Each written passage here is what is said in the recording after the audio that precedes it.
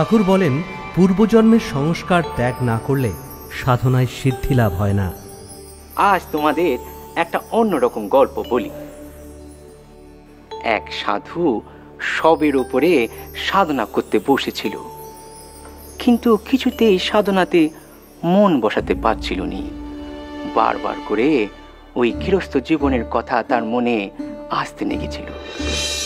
হঠাৎ কিনে পূর্বজন্মের সংস্কার তার মন থেকে কিছুতেই যাচ্ছিল না।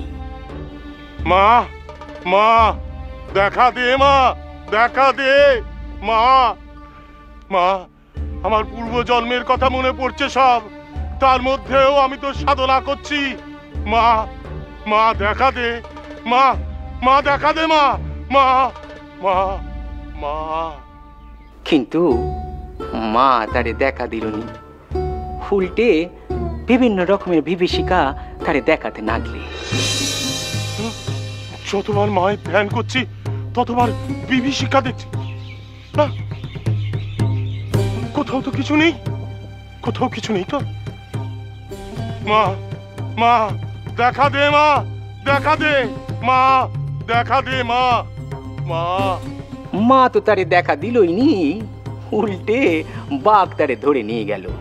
তারপর ঠাকুর ওই বাঘ এসে দেখে আরেক সাধক গাছের উপর উঠে গিয়েছিল। নিচে সাধকরে বাঘ নিয়ে যেতে দেখে সে গাছ থেকে নেমে এলো।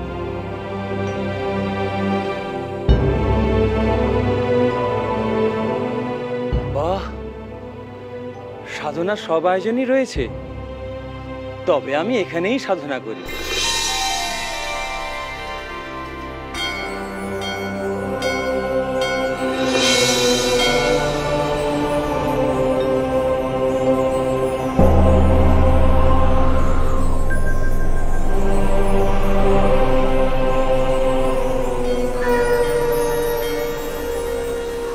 বৎস,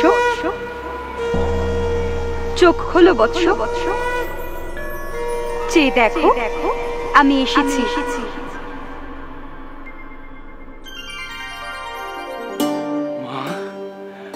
মা গো, মা তুমি এসেছো? মা, আমি তোমার ধ্যানে সন্তুষ্ট হয়েছি বৎস, তুমি বর নাও।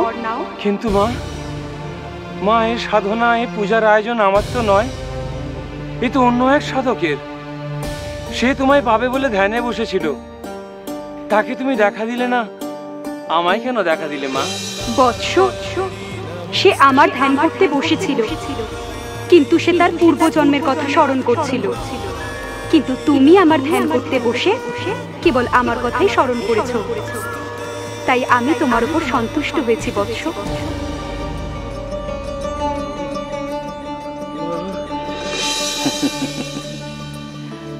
কি বুঝলে? সাধকের পূর্বজন্মের সংস্কার সম্পূর্ণ ত্যাগ না হলে সাধনায় সিদ্ধ লাভ হয়নি গো, হয়নি।